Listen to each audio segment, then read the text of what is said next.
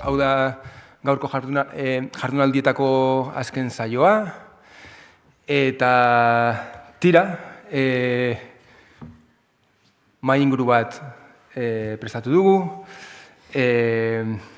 pixkat honetan sartu baino lehenago, honekin bukatuko dugunez, aitortzea ezer baino lehenago, Sergio Monfortek egin duen lana hau antolatzen, eta baita Igone Zabalak ere, ni pixkat cheerleader gisa aritu naiz, beste zer baino gehiago, baina tira.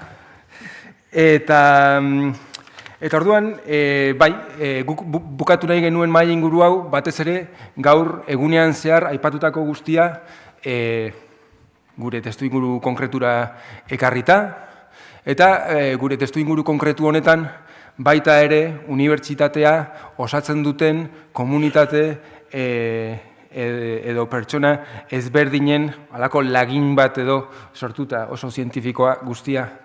Eta orduan pixkat hori egin dugu. Orain aurkeztuko zaituztet, baina aurkeztu baino lehenago, agian goizan egon ezareten jendea dagoenez, egin horrelako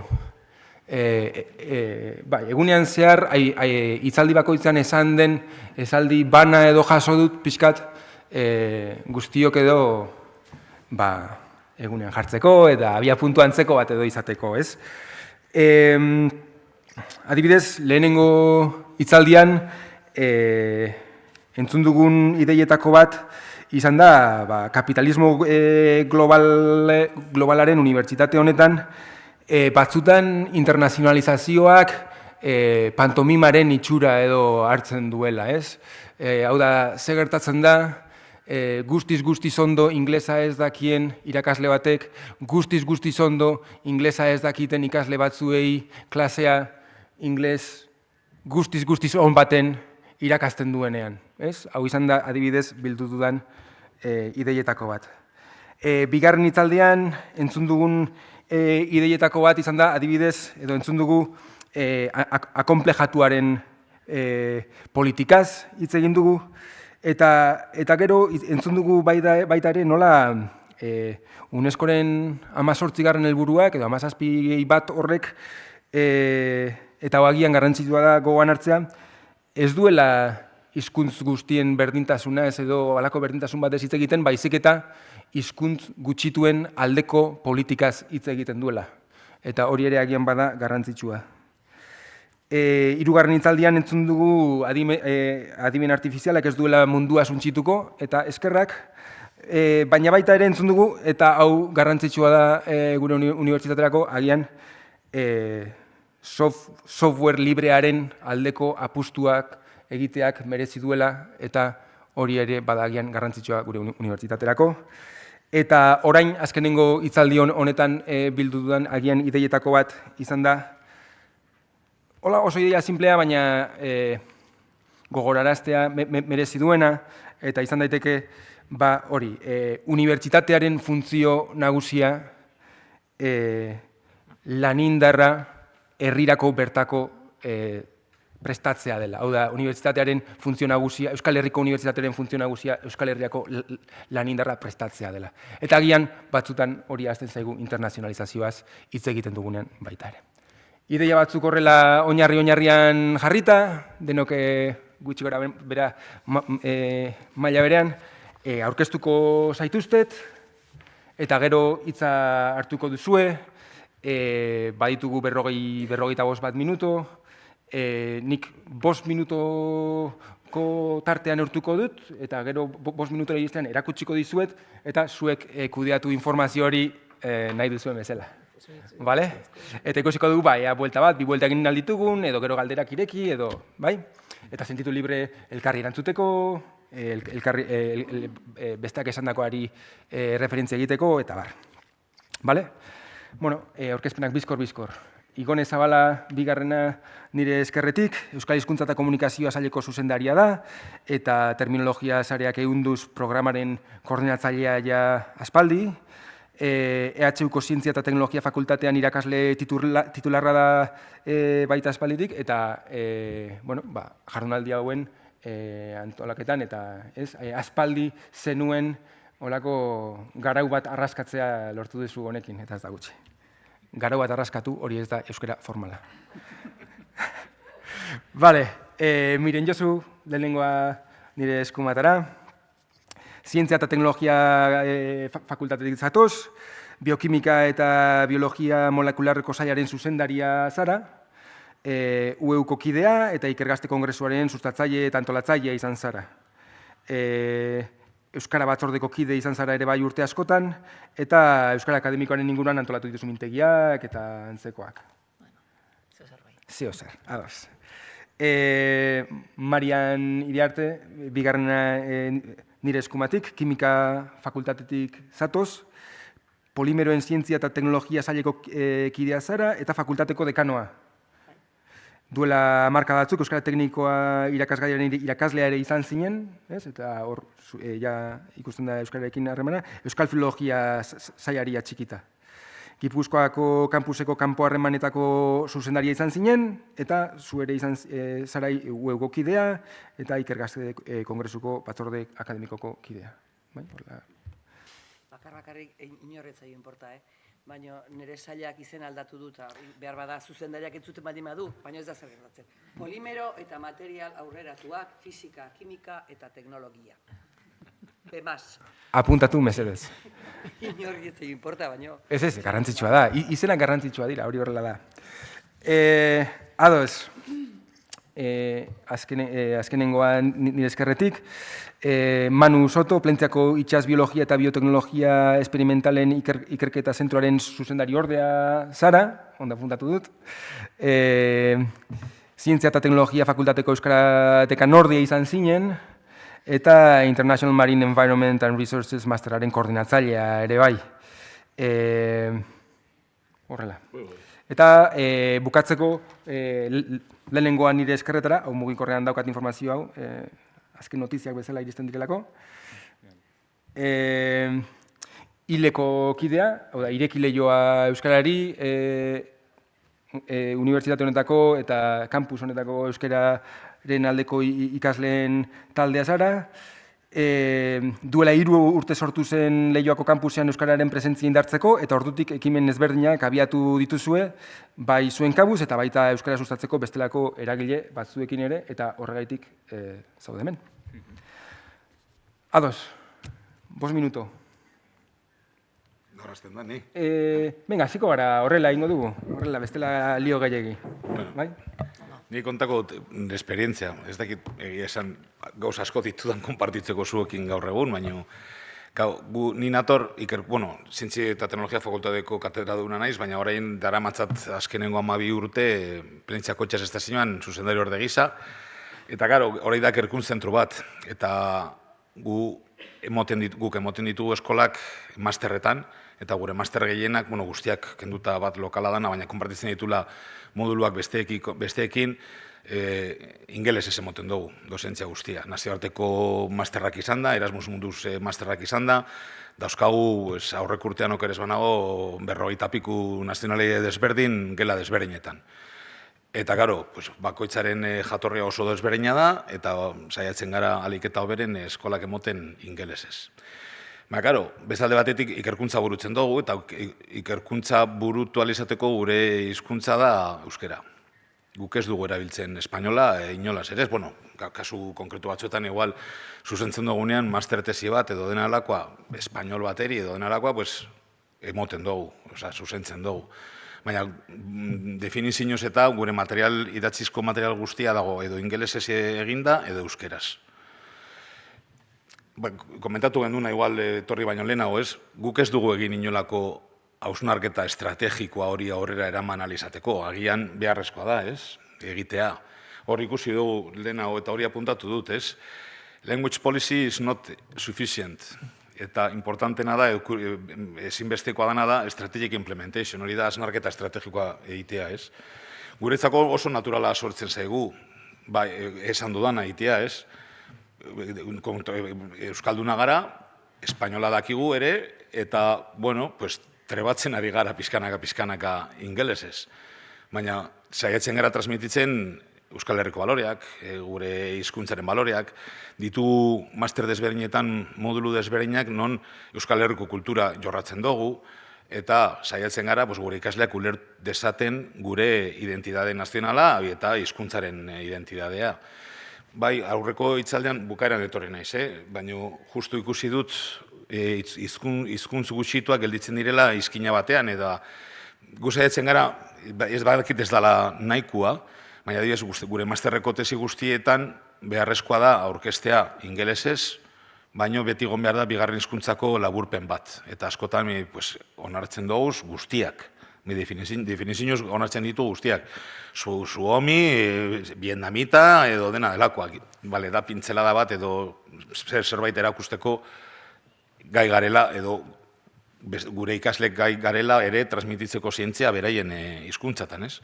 Nik transmititu nahi dudana da hori, elkar bizitzen direla hizkuntz desberdinak, igual testu inguruan edo dozentziaren inguruan balantzea dijoala ingelesaren alde eta ikerkuntzaren kasuan normalean euskararen alde. Espainolan niretzako da nahiko reliktikoa. Manu, nik komentatu nahi nun, momenturen batean esan duzu horrela gertatu dalako eta estrategiarik ez dozuela eduki. Baina nik esango nuke urteetan zeharreko estrategia bat bai egon dala. Zuen ikerketa zentroan ikertzaileak zaretenok asko eta asko euskaldunak zareten. Euskalduna, esan nahi dut, euskera erabiltzen duzuenok. Baina egoera hori ez zin da orokortu gure unibertsitatera. Orduan, hor estrategia bat bai egon da. Baten batzuek bideratutako estrategia bat esango nuke, agian zorizkoa izan dana, ez dakit. Gu gazte batean asmo hori geneukan, inkluso ez PDI bakarri, baizik eta AZP morain ez dakizan adierazten dan PAS izenekoak, aldatu dute izena, baina ere gure administratibo PK, hori.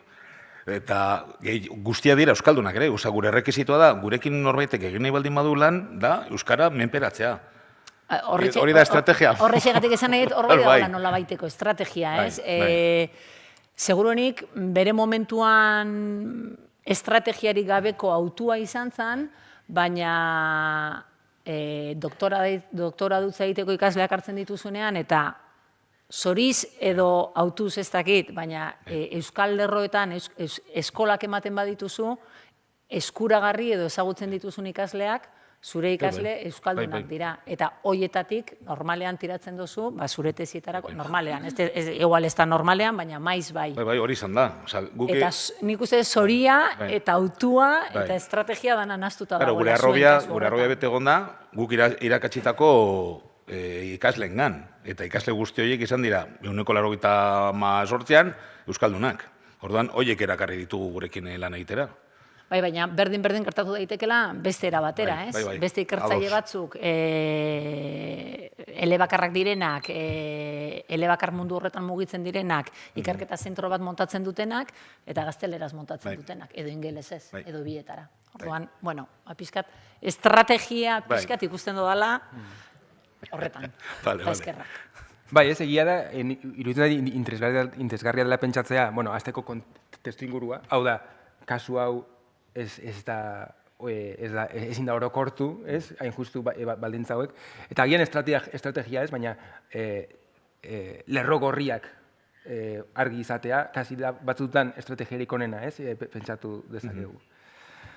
Ados, Igone, hartuko duzu zukitza? Ez dakit oso ondo pentsatutan nuena.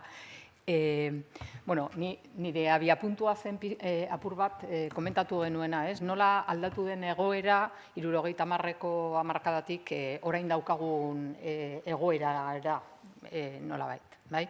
Orduan, 70ko hamarkadaren bukaeran hasi zen erabiltzen Euskara Unibertsitatean, eta horrek izugarrizko erronkak ekarri zituen. Zeren Euskara inoiz erabiligabeko alorretan sortu behar ziren baliabide guztiak, terminologia, fraseologia, adierazpideak, ez hori bakarrik. Momentu horretan justu geunden Euskara Batuaren estandarizazioaren hasieran. Beraz, gainezarri eginda garapen hori estandarizazioarekin. Eta horrek ekarri du klaseak euskaraz eman dituzten irakasleek eta adituek izugarrizko erronkak izan dituztela. Gaur egun, 40 urte pasatu direnean, miresgarria iruditzen zaigu egin dena, baina nik uste du nahiko aldatu dela egoera. Ze garai horretan, komunitate txiki bat zen, euskara erabiltzen hasten zena, komunitate sentipena zegoen, eta erantzukizun handia zegoen, nolabait aditu guztiek zekiten erantzukizuna zutela, euskararako baliabideak garatzeko, terminologia garatzeko, euskara estandarra ondo erabiltzeko, eta bar. Lehenago sortu ziren beste elementu batzuk, baina iaia 2000 urtearen inguruan, edo pixka bat lehenago, gertatu zen instituzionalizazioa. Gero eta erabiltzaile gehiago zeuden, gero eta aditu euskaldun gehiago, gero eta ikasle euskaldun gehiago, eta orduan instituzionalizazioa gertatu zen. Adibidez, terminologia zarduratzen zen UCI Eusko Jaurlaritzaren babespean geratu zen, terminologia batzordea sortu zen, unibertsitatean ere euskara zerbitzua sortu zen, orduan aldaketa bat gertatu zen, ze planteatu zen nolabait euskara garatzeko politika, goitik berako politikak izan behar zirela. Egon behar zirela batzuk erabakiak hartzen zituztenak, eta nik uste dut horrek ekarri duela batetik konsientzia galera bat, askotan irakasleek eta ikasle galdu dute konsientzia hori, zer erantzukizun daukaten euskararen garapenean, baina gainera hizkuntzalaritzaren ikuspegitik ere politika horiek ezinezkoak dira. Zeren, erregistro akademikoak, erregistro espezializatuak bakarrik sor ditzakete adituek. Edozein hizkuntzatan. Adituak direlako kontzeptu espezializatuen gaineko kontrola dutenak eta gainera ezagutzen dituztenak nolabait kontzeptuak eta baita hizkuntzaren erabilera beste hizkuntza batzuetan, beren alorreko erabilera. Orduan, uste dut hor galdu dela hori, eta bakarrik beste zertzelada bat emateagatik, ni 1979an hasi nintzen biologia ikasten hemen euskaraz irakatsi zen lehenengo urtean, eta beti gogoratzen dut Jesus Mari Txurruka etortzen zela klase ematera, eta egiten zuen lehendabiziko gauza zen arbelean idatzi, erabiliko zituen termino guztiak euskaraz eta gaztelaniaz edo. Eta nolabait beti helburua zen guk terminologia ikastea bi hizkuntzetan eta garatzen joatea. Gaur egun praktika horiek erabat aldatu dira eta uste dut buelta batzuk eman behar dizkiogula kontuari. Askotan, demagun, klaseak euskaraz ematen direnean, diapositibak ingelesez daude, eta bi hizkuntza egotea behar bada ez da kaltegarria ikasleek aukera badute translanguage hori egiteko, pasatzeko hizkuntza batetik bestera eta baliokideak eta jakiteko. Nire sentsazioa da hori gertatzen dela nolabait erosotasunagatik. Materialak ingelesez dauzkat, eta beraz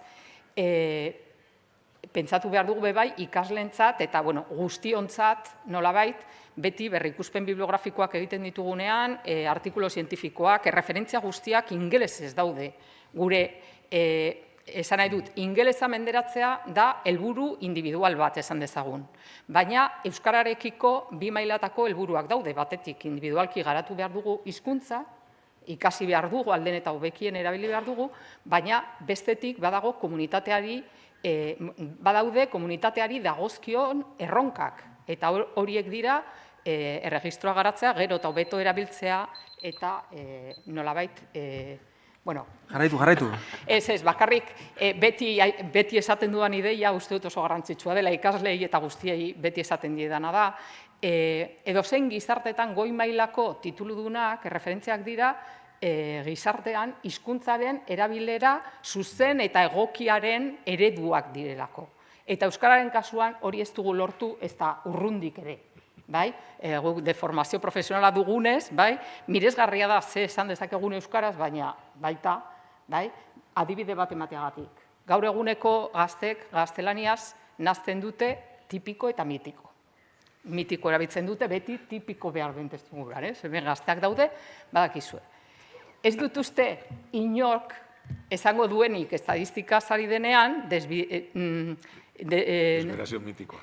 Bai, hau da, nola da, desbiazion mitika. Bai, inori ez litzaioke bururatuko. Aldiz, berdin zaigu pausu eta pauso. Eta pausu atzeden da, pauso urratz da. Berdin zaigu proba, bai, student proba edo froga.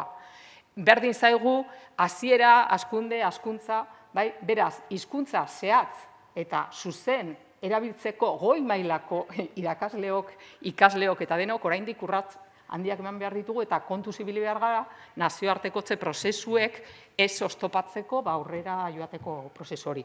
Besterik gabe, lehen aipatutakoa nire iritziz adituak dira erregistro akademikoa garatzeko erantzukizuna dutenak, baina behar dutena da, nolabait, euskarriak eta hobetzen laguntzeko tresna erabilgarriak. Ez dietenak eskatzen, beste gauza batzuetarako behar duten denbora erabiltzea horretan. Bueno, ja gehiagik ditzen duz.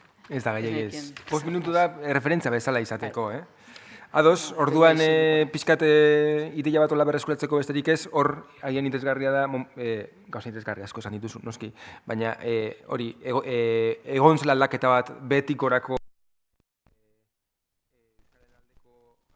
unibertsitatean gero goitik beherako bilakatu zena eta horrek ekarri dituen ondorioak agian interesgarria da hortaz pentsatzea. Markel. Realitate instituzional eta administratibo hau behar bada guri ikasle moduan egia da urrun xamar ditzen zaigula. Guk ondo ezagutzen duguna da lan administratibo eta instituzional guzti horren azken fruitua. Eta behar bada ironikoki gure planteamenduak hain zuten ere EHUko estatutuetatik abiatzen dira. Izan ere EHUko estatutuetan orokorrean hitz egin da hizkuntza arloan bi klasetako arauak aurki ditzakegu. Batzuk dira printzipioak edo jarraibide orokorrak. Zeinetan dioen EHUk euskal gizartearen premiei erantzungo diela eta euskara eta euskal kultura bultzatuko dituela bereziki, eta beste hainbat adibide topa ditzakegu, besteak beste 8. EHUk arreta berezia eskainiko diela euskarari eta euskal kulturari, edo EHUk neurriak hartuko dituela euskararen erabilera normalizatzeko, eta abar. Baina horrez gain, estatutuek baita ere 116. artikuluan eskubide konkretuak zehazten dituzte unibertsitateko kide guztion alde. Eta horrek, askoz malgutasun eremu txikiagoa eskaintzen dio unibertsitateari. Alde batetik, ez diolako soilik, printzipioen kasuan bezala jarduteko aukera bat ematen, baizik eta obligazio bat, eta aldi berean guri, unibertsitateko kide bezala, gaitasuna ematen digulako EHUri jarrera bat exigitzeko. Guk, ikasle bezala, ikusi genuen, errealitate hau etzela benetan ematen. Susmatzen genuen EHUn ez zirela errespetatzen, ez printzipio hauek eta eskubideak ere ez zirela beti behar bezala errespetatzen. Eta hortik, puntu horretatik abiatuta, prozesu parte hartzaile bat jarri genuen martxan, Leioako ikasleen artean, pixka bat euskerak izan zitzakeen gabeziak identifikatzeko. Eta zerrenda luzea dela zitzaigun. Besteak beste, ikasmaterialak itzuli gabe zeudela, edo adibidez, kanpoaldeetan euskeraren erabilera oso murritza zela, eta beste hainbat. Orokorrean, gabezia guzti hauek bi taldetan edo sailkatu genituen, alde batetik daude EHUren jarduneko gabeziak, esango dugu EHUk bere funtzionamenduan sortzen dituen gabeziak, hauek dira adibidez ikasmaterialak itzuli gabe egotea, edo graduak ezin izatea osorik euskeraz jaso beti, eta beste batzuk badira, esango dezagun, kanpoko akatsak, EHUren zuzeneko kontroletik pixka bati ez egiten dutenak orokorragoak direlako, adibidez, kanpo espazioetan, euskararen erabilera oso apala izatea. Guk noski EHUri erantzukizun berezia eskatzen diogu bere eskumen eremuan dauden gabezia horiek sendotze aldera. Ez horren beste kanpokoetan. Kanpokoetan egia da, EHUk zer esana izan dezakela konponbide bat eraikitzen hasteko. Eta, planteamendu horretatik abiatuta, azken 3 urte hauetan, horrela eraman ditugu, martxan jarri ditugu, proiektu desberdinak. Eta beraz, uste dugu, adibidez, azken asteetan EHUk argitaratu dituen datuak, euskararen erabileraren inguruan, kontekstu guzti honetan ulertu behar direla, ez? 3 titular nagusi, utzi dizkigute datu hauek, alde batetik EHUk 130.000 profesional formatu dituela euskeraz, ikasleen 154 euskeraz matrikulatzen dela, eta kredituen 85 euskeraz dela. Guk ez diogu EHUren lanak ezertarako balio ez duenik, inondik inora. Uste dugu EHUk euskararen alde lan egiten duela, noski. Baina ez deritzogu nahikoa denik, eta identifikatu genituen gabezia guzti horiek horren islari dira. Kredituen 85% euskaraz dira, baina oraindik 2023an ezinezkoa da gradu guztiak osorik euskaraz ikastea. Ikasleen 54%a euskaraz matrikulatzen da, egia da, baina beste 56% ez, eta hori nahiko larria da, kontutan hartuta unibertsitate azpiko hezkuntzan D eredua nagusi dela. Eta azkenik egia da 130.000 profesional asko direla, baina imaginatu genezake, proiektu ambiziozuago batekin zenbat izango lirakeen euskaraz formatu diren guztiak. Eta baita ere, zentzu honetan, aipatu nahiko genuke, EHUk pixka bat eduki duen jarrera gure ekimenen aurrean. Orokorrean entzungor egin dio gure jardunari, baina egia da, iaz, kasu konkretu baten, Leioako euskara taldeko kide bati, izun bat jarri ziola ertzaintzak. Gu ez gatoz hemen gauzak aldre bestera, badakigu EHU eta ertzaintza gauza desberdinak direla. EHUk ez dauka zer esanik ertzainaren erabaki horretan, izuna jarri edo ez. Baina uste dugu EHUren erreakzioak, bere burua salatzen duela, ez? Gaur egun euskal gizartean horren onarpen zabala duen aldarrikapen baten aurrean horrela erreakzionatu izana, uste dugu erabat proportzioz kanpokoa dela, are gehiago estatutuak irakurriz kontutan hartzen balin badugu lehenengo artikuluan bertan, zeina izan hori den beti artikulu garrantzitsuena eta erakundearen espiritua biltzen duena, esaten bada euskal gizartearen premiei erantzungo diela EHUk, bai historikoak, aldaketa sozioekonomikoek bultzatutakoak, politikoak eta kulturalak. Eta nik uste du gutxi gora bera, sarrera bezala hor utzi dezakegula. Erto, eskerrik asko, Markel. Bada galdera bat, ez? Hor badaude premia batzuk, premia horiek aitortuta daude estatutuetan, premia horien aldarria egiten denean, zer gertatzen da, ez? Uste dela galdetu beharreko galdera bat. Miren, Josu. Bai, ni, euskararen gaiarekin beti ezin egona sentitu dut, gauz asko egin direla onartu behar dudalako, nik ikasketak hasi nituenetik hemen unibertsitatean, 88an eta gaur egunera arte, egoerak ez dakaz zer ikusirik, baina egonek esan duen bezala ere testu ingurua oso desberdina da, ez? Ez dakit, aktivismoa nolakoa zen sasoi batean eta orain nola ikusten dugun. Hori alde batera utzita, pixka zentratuta aipatu dana hemen mailean, estatutuen gainean hitz egin duzu, zure izena zintzen? Markel. Markel. Eta nik ere pasa dizkigute estatutuen txuletatxo bat eta irakurri ditut. Eta hori lehenengokoak dio Euskal Herriko Euskal gizartearen premiei erantzun behar diola unibertsitateak.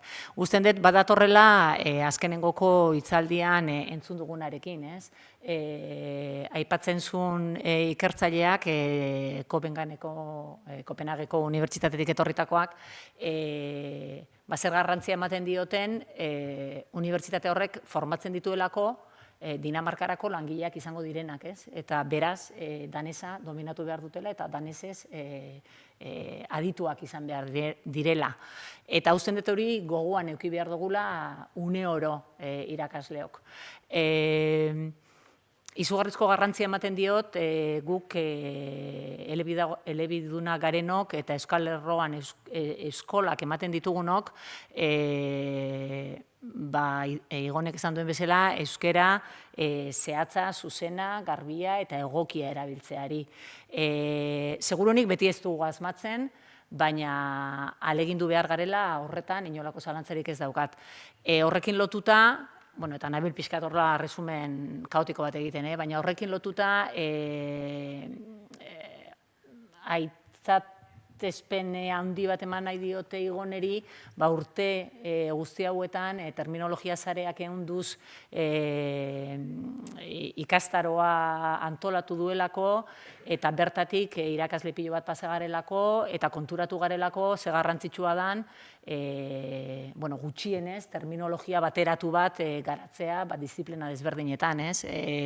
Gene adierazpena esaten badugu irakasletariko batzuk, eta gene espresioa irakasleen beste erdiak, gu gara ikasle horien erreferentzia, eta ikasle horiek ez dute jakingo zein terminologiarekin egin aurrera, ez? Noski, nik uste dut eztabaida hori oso sakona dela eta institutuetako terminologiarekin bat egin beharko genukela eta proiektu oso zabal bat izan beharko litzakela, ez?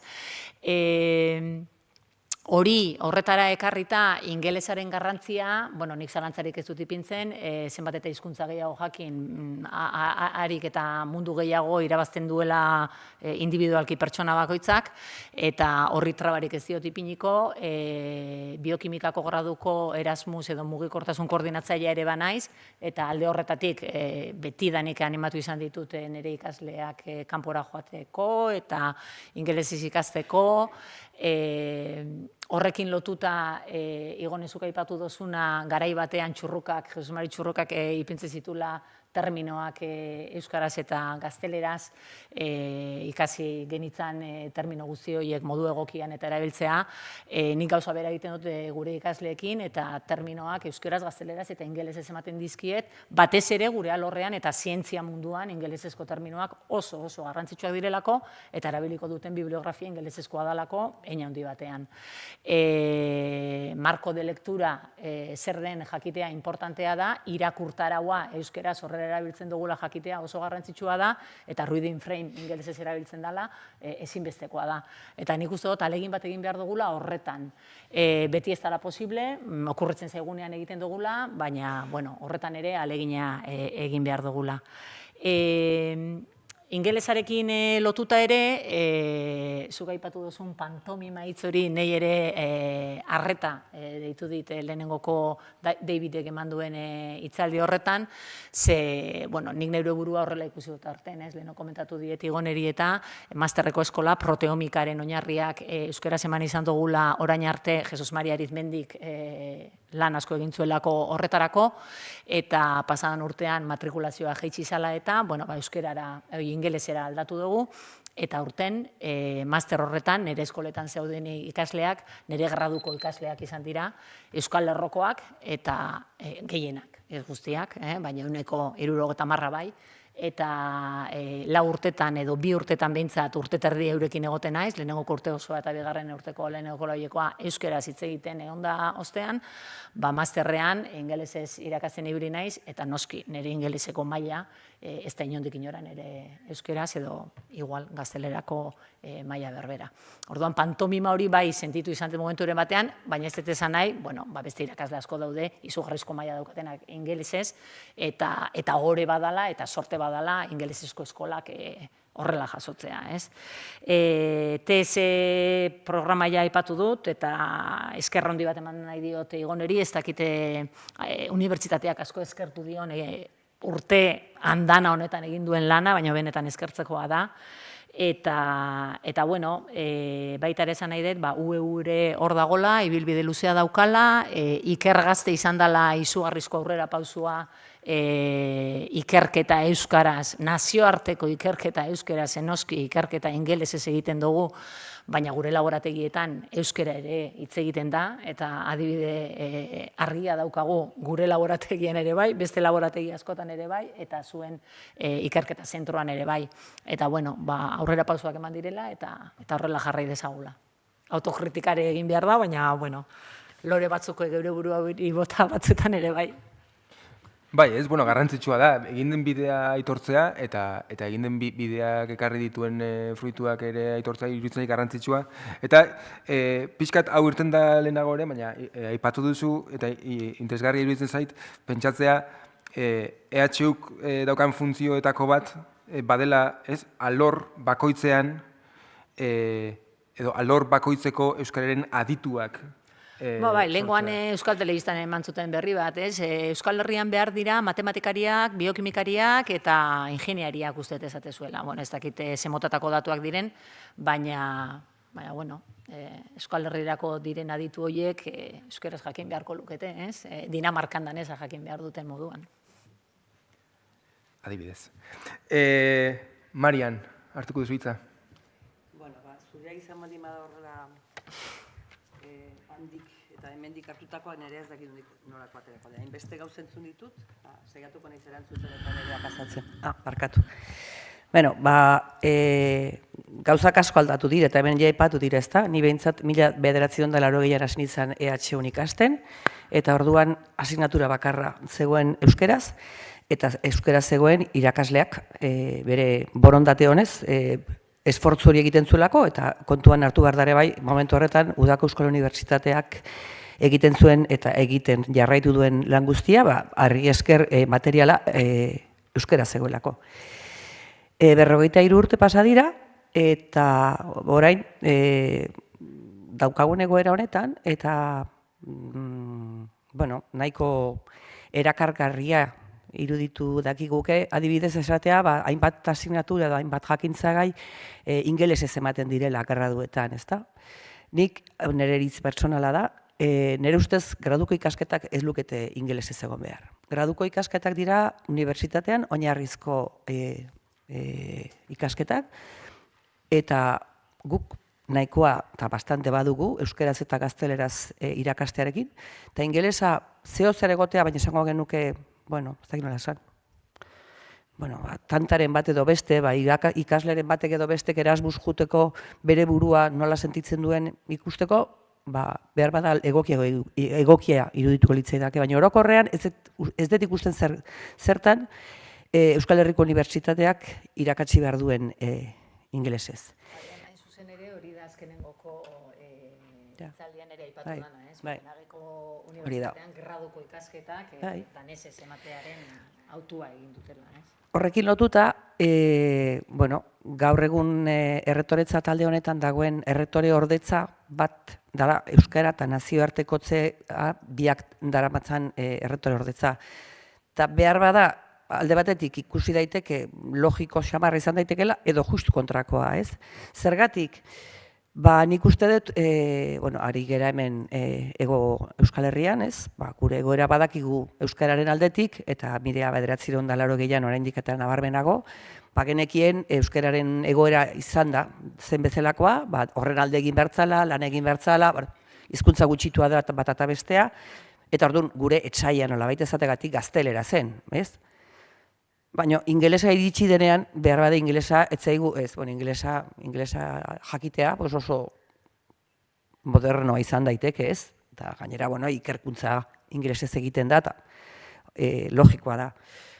Nik adibide gisa jarriko nuke gure fakultatean, kimika fakultatean Donostian, ikertzaile asko eta asko etortzen dira kanpotik, ikerbazk asko etortzen dira, horietako askok eta askok ez dakite euskeraz, eta orduan, gazteleraz dakite eta ikerketa ingelesez egiten da. Nire pasilloan adibidez, nire korridorean, apenas entzuten dut euskera gaur egunean, denak ikertzaileak direlako, nire ikaslekin baitz egiten dudala euskaraz noski, baina beste mundu bat sortu da nire inguruan, ez? Eta gero tortzen dira, masterrak eta kanpoko ikasleak erakartzeko, ingelesez eman behar ditugu. Nik egia esan ere, ez dakitzen bateraino egin behar dugun, trilinguismo hau da, taldeak osatzea bai euskeraz, bai ingelesez eta bai gazteleraz, unibertsitate publikoak garen aldetik ere, hori gure funts publikoak ere ondo kudeatu behar ditugu eta astakeri bat iruditzen zait askotan, ez? Eta badirudi, ingelesak denak jasotzen dituela. Eta orduan ere, horretan pixka bat, kontu pixka batekin eduki beharko genduke. Ez dakit eredurik egokiena denala ez, baina, unibertsitatekoak ezagutzen dugu EFC, ez? English Friendly Course, holako zerbait deitzen diete, ez da? Hau da, nolabait esatea, nik hau emango dut euskeraz, baina kanpotik baten bat baldin badator, nire material guztia eskuragarri jarriko dut ingelesez, azterketak ingelesez egiteko aukera emango diot, tutoritzak ere bai, baina nik euskeraz emango ditut klaseak. Orduan, nik batzuetan bezatzen horrelako modalidadeak ere gehiago erabili beharko genituzkela, eta ez, orain, bai ala bai, kanpoko norbait erakartzeko ingelesez erakutsi behar dut, eta gure euskera edo kasu batzuetan gaztelera ez dugu erabiliko, ez? Hori zan pixka bat aipatu nahi nuena. Eta, bueno, hileko ordezkariak Markel, ez? Bueno, esan dakoaren arira, zenbat kreditu eskaintzen diren euskeraz unibertsitatean, eta zein den jatorrizko batxilergotik edo bigarren hezkuntzatik datozen D-eredukoak, konforme, berala bukatzen dut, D-eredua nagusi da, Bizkaian uste ere bai, baina, bueno, Gipuzkoan ez dago inongo zalantzarik ere, baina ezin dugu ahaztu, adibide bat jarriko dut. Nik 80an fisika eman nuenean euskeraz 7 ikasle geunden klasean, 7. Guztira fizikan geunden 120. Osea, 113 gainontzeko guztiak gazteleraz egin zuten, bai? Baina haien artean bat ziren euskaldunak. Baina ez ziren ausartzen euskeraz egitera, ni liseotik netorren eta euskeraz ikasitan nengoen. Gaur egunean nik ematen dut kimika lehenengo mailan, eta 80 ikasleen artean, edo markatu guztira, 80 edo hor nunbait dira, segurazki 70 euskeraz matrikulatu dira. Baina 70 horien artean euskara dunak, esan nahi dut, euskara erabiltzen dutenak haien lehen hizkuntza gisa, 50-erekin geratu naiteke. Osea, egoera soziologikoa bai da, bai, D-ereduan ikasten da, baina D-ereduak ez du esan nahi haien hizkuntza euskara danik ez da gutxiagorik ere. Eta orduan, ez dakit ere zenbateraino batzutan hori ere zote den pantomima bat.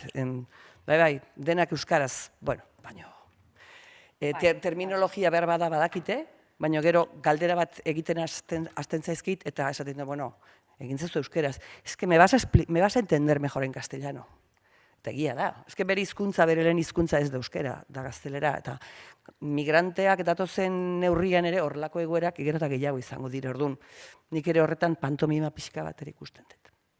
Hori lotuta dago euskararen normalizazioarekin edo normalizazio eza horrekin, ez?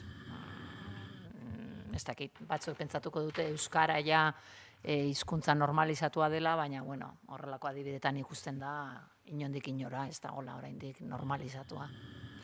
Bai, zalantzari gabe guk ere gure inkestetan identifikatu genuen arazo hori, lehen aipatu dudan bezala, adibidez hemen Leioako kampusean bertan ikasortutatik kanpo ia ez dela euskararik entzuten, eta abar, baina, egia da guk hori zailkatu genuela pixka bat, EHUtik kanpoko arazo bezala, ulertzen dugulako, gatazka orokorrago bat dela, eta behar bada euskal gizarteak modu konjunto baten elkarrekin eman beharreko irtenbide bat duela, ez da bakarrik kasu honetan unibertsitateko arazo bat, bada hezkuntza, kultura, askoz eremu zabalago bat hartzen du. Eta zentzu horretan, bai, noski, EHUk ere badu erantzukizuna, ez, ere esana du, Euskal Unibertsitate bezala, problema horri inoiz irtenbide emateko.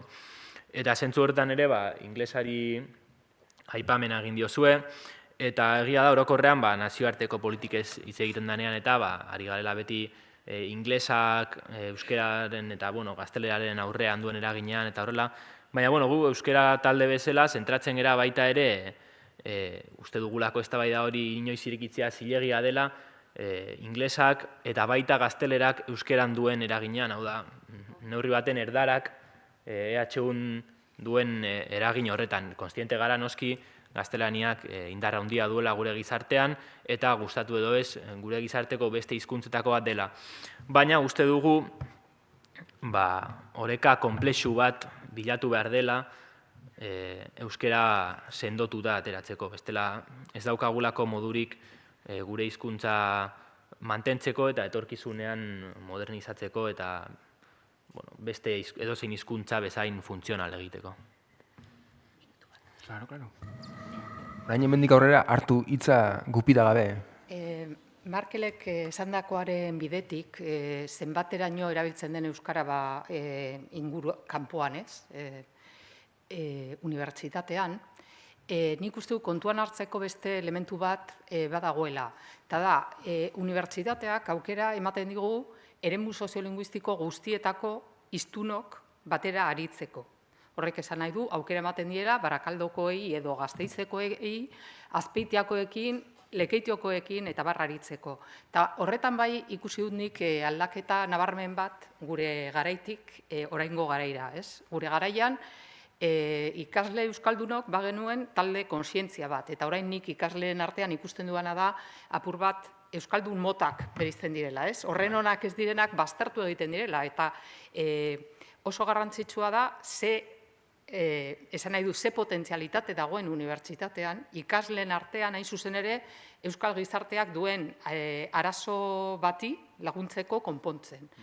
Eta beste elementu garrantzitsu bada guk gure irakasgaiko ikaslei beti pasatzen diegu galdetegi bat kurtsoaren hasieran, eta hainbat galdera egiten diegu historia soziolinguistikoari buruz eta hizkuntzen erabilerari buruz, ez?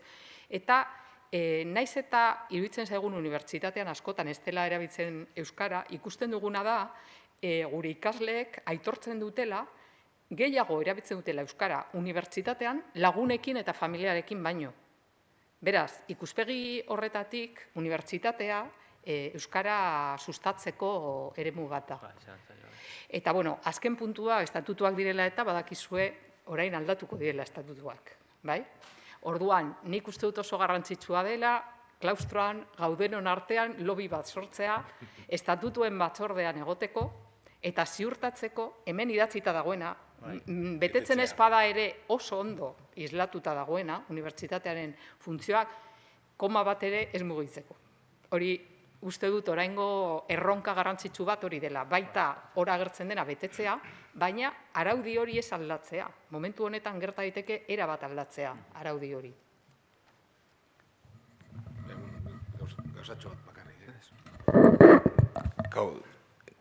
Ingelesa eta euskara gelan edo dena delakoa, ez dakit, nire ikuspegitik edo nire esperientziatik, ingelesa ez da graduan igual erabiltzen euneko unean erakarri izateko kanpoko ikasleak, baizik eta gure ikaslei formakuntza aldiketa hobeagoa emoteko. Guk azken finean unibertsitate publikoa izan da, nahi duguna da gure ikasleentzako hoberena, eta formatzea aldiketa hoberen.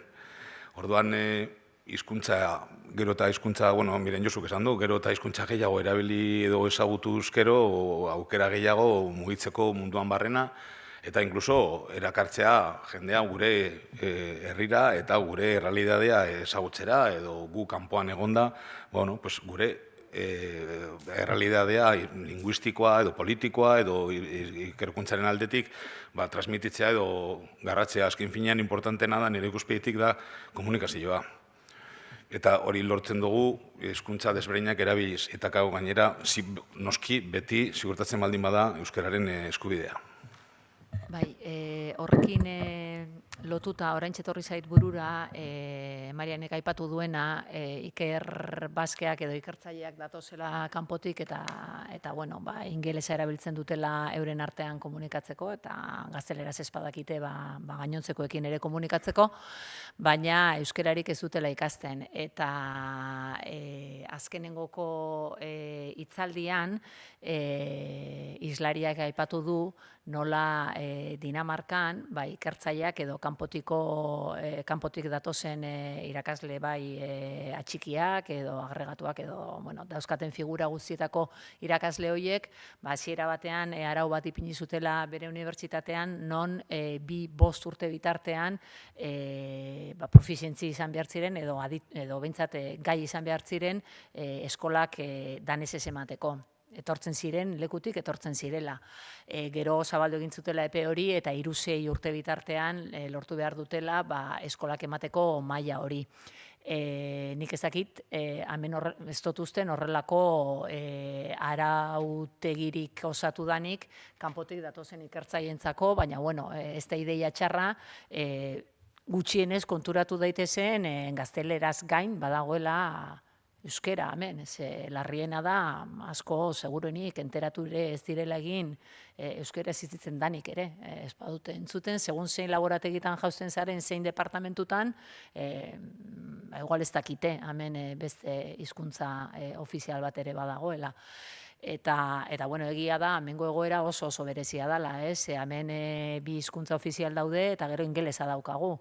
Eta, bueno, Dinamarka batean danesa daukate hizkuntza lokal moduan eta ingelesa. Euren tradizioa, iparraldeko herrialdetan, euren tradizioa ingelesarekin ez dauka zer ikusirik gure herrialdearekin.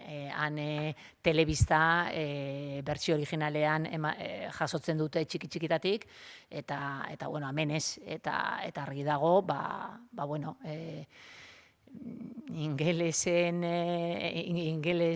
hizkuntzan daukagun trebetasuna, ez dago alderik, ez dakit, iparraldeko herrialdetan ibilia naiz, eta han 80 urteko emakume batek ingelesez erantzuten dizu inolako arazorik gabe. Lotza ematen badi ere, gu baino maila hobeagoa izaten dute askotan.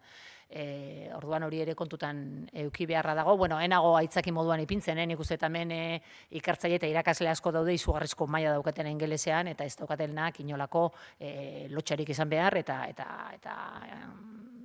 oso ondo egiten dutenak. Baina, bueno, uste dut egoera hemen zoritxarrez komplikatuagoa dela horrexegatik. Bi hizkuntza ofizial dauzkagulako, bat gutxitua edo gutxietxia da, besteak errestasun guztiak ditu, eta borroka horretan gaude. Jakin nahiko nuke, eta lehen Manuri ere komentatu diot, Finlandiaren kasuan nolakoa den, ze Finlandian bi hizkuntza ofizial dauzkate, Finlandiera eta Suediera, eta badauzkate Suediera hitz egiten diren zonalde batzuk, non lehenengoko hizkuntza den, historikoki, Suediaren menpe egon zirelako, eta abar, eta jakin nahiko nuke nola kudeatzen duten hirueletasun hori han gustora irakurriko nuke horren inguruko zerbait, eta saiatuko naiz horren inguruko informazioa biltzen, badauzkadalakoan kontaktuak eta, baina, bueno, egoera komplikatua dela Euskal Herri honetan, borrokarako arrazoi handia ditugulako. Hitzartuko du nik. Galderei irekiko digu orain maila, ezer baino lehenago, baina esatea, iruditzen zait helburu bat, jardunaldi hauetarako, hauek martxan jartzeko genuen helburu bat, hau zela, elkarrizketa bat martxan jartzea, esan duzu, estatutuak aldatzeko edo berbizitatzeko eta aldatzeko momentua iritzea unibertsitatean, eta iruditzen zaigu hau garrantzitsua dela. Garrantzitsua dela ulertzea, onartu behar da, euskararen eta nazioartekotze errektore ordetzakoak ere inbitatu ditugula, eta gaixorik egon direla, baina agian merezi du ulertzea baditugula aliatuak unibertsitatean, ardurak konpartituak ditugula, eta batzutan gauzak komplikatuak ematen dute, baina bestatutan agian ez hainbeste. Hau da, graduak euskeraz denak. Agian ez da inkomplikatua. Ez? Marianek proposatu duena. Eta gero inglesaz arduratuko gara eta gazteleraz arduratuko gara, baina agian gauza batzuk simpleak dira. Ez dakit, Sergio, denboraz nola gabiltza? Oso pasata. Orduan... Hauek ja itzulpenik gabe daude. Hori ere gertatzen da itzulpenekin. Esan zer ingelesez. So, just to... For the translators finished their job a while ago. I just realized about that. We were just, I'm going to repeat this very fast and very shortly. We were just mentioning how important it is for us that this workshop happened today, that this table has been articulated today, just because it is fundamental for us to know that we have points of alliances all throughout the university to actually act in this moment, which is pivotal in the sense that the very main discourses and that condition the university are going to be modified now. So precisely to understand that this is the moment to act together, I think that's important. Just a very brief summary. Orain, euskerara. Galdera bat edo bi, eta Eta egin dugu gaurkoa iruditzen bazaizue? Edo bat ere ez,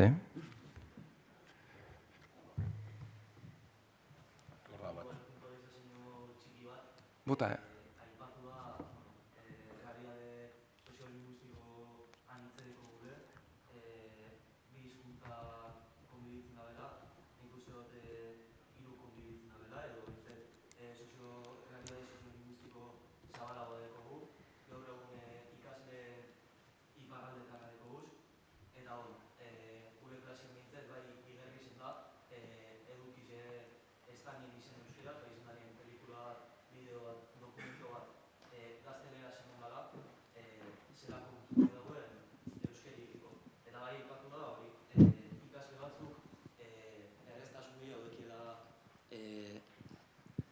Bai, aipatu da, ikasle batzuk erreztasun gehiago daudekiela gazteleraz hitz egiteko, eta bai eskatzen dutela batzutan gazteleraz hitz egiteko aukera hori.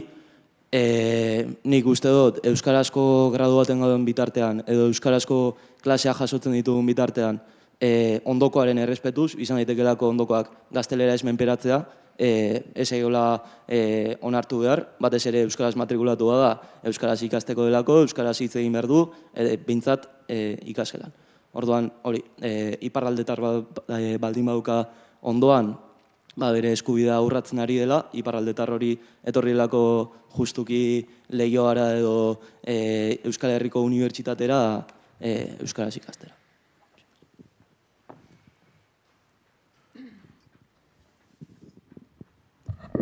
Ni ados nago, niri hori gertatu zitzen eskolak emoten nituenean. Eta garai batean materiala ez zegoen bakarrik edo espainolez edo ingelesez. Eta neskato bat iparraldikoa etorri zitzen klasean bukaeran eta esan zidan, ez dut ulertu ez ebez. Ordutik aurrera zeiatu ginen departamentuan, noski da errealidade bat, baina hori esaten dizut hori dela, ez dakizen bat urte, 25 urte. Arraro iruditzen zait, gaur egun, egoera hori, bin eta berriro errepikatzea. Hori da, arreta gehien emoten diana. Ez dauka zuzenean horrekin loturarik, baizik eta terminologiarekin. Eta bururatorri zait horrelako batean, komentatu dugu lehen, behar bada 1970 markadaren bukaeran, edo 80, ez? Urte haietan, ez? Bolondres asko zegoen, eta, ni behintzat, gertutik tokatu zaidanagatik, adibidez, Leioako Zientzia eta Teknologia Fakultateko irakasleen eta Kimika Fakultatean zeudenen artean, nik badakit harreman estua zegoela terminologiaren inguruan. Osea, ez beste gauza batzuetarako ere bai, behar bada, baina horretarako ez. Eta nik gara esango nuke, segurazki, nik kimika fisiko ematen dut, baina ziur nago nik erabiltzen ditudan termino batzuk, hemen ez direla erabiltzen, edo nik ez ditudena. Orduan, gezurra baldin dirudi ere mundu globalizatu honetan, eta inbeste komunikazioa egon daiteken honetan, nik uste nahiko galdu degula zentzu horretan. Baita ere, eta hori, nien ez naiz filologoa, ez naiz linguista ezagutxiagorik ere, baina ez dakit batzuetan ere zertan izan dan txarra gene adierazpena edo gene espresio erabiltzea. Beti izan behar du termino bakarra? Ez da ez, bota dut horrela, sin más, esaten den bezala. Niko batzutan ohitura daukadalako. Horrengo jardunaldiak terminologiari buruz. Bale, eske hauke. Nik bakarrik datu bat, segundo bat badaukat, beti urtero, ez daukat datu zehatza, baina urtero jartzen dut arreta, unibertsitatera sartzeko probak euskaraz egiten duten ikasleen eunekoan. Eta urteetan gora eta gora joan da, bai? 80 piku izan dira, bai? Nik beti pentsatu dut horrek erakusten duela, ikasleek erabakigarri horretan, segurtasun handiagoa sentitzen dutela azterketak euskaraz egiteko, gaztelaniaz egiteko, baino. Aurten jeitsi egin da euneko hori. Eta ez dakit norbaitek azterketarik egiten duen. Adibidez, zuek komentatu duzuei iparraldeko ikasleak, ez dakit zer, nire iritziz, unibertsitate honek egin beharko luke, unibertsitatera sartzen diren ikasle guztien profil soziolinguistikoari buruzko formulario bat edo datuak izan beharko lituzke. Ze esan nahi dut, agian jeitzi da, ez dakit, Hego Amerikako ikasle gehiago datozelako, edo kanpoko ez dakit zergatik. Baina ez dugu ezer kontrolatzen, gauza gertatzen dira, eta nik uste dut elementu hori oso garrantzitsua dela, oso deigarria egin zait. A ber, pentsatzen dut, behar bada, unibertsitatenek ez du egingo azterketa profil horren ingurukoa. Sartu diren ikasleen artean, baina bai, unibertsitatera sartzeko proba egiten dutenen hoien perfila guztiz ezaguna da. Hoiek batxilergotik datoz, jakin behar dute zein eskolatatik eta eskola bakoitzean zein den Eredua. Hori ez dela oso zaila izango. Bai, hori nik uste du datu horiek bildu beharko liratekela jarraipen bat egiteko. Ze berantza segitzen badu, hor zeo zer gertatu da. Utziko dugu honekin. Eskerrik asko guzti etortzegatik, eskerrik asko mahai inguruko lagunei parte hartzegatik, eta pasioetan eta kaleetan ikusiko gara.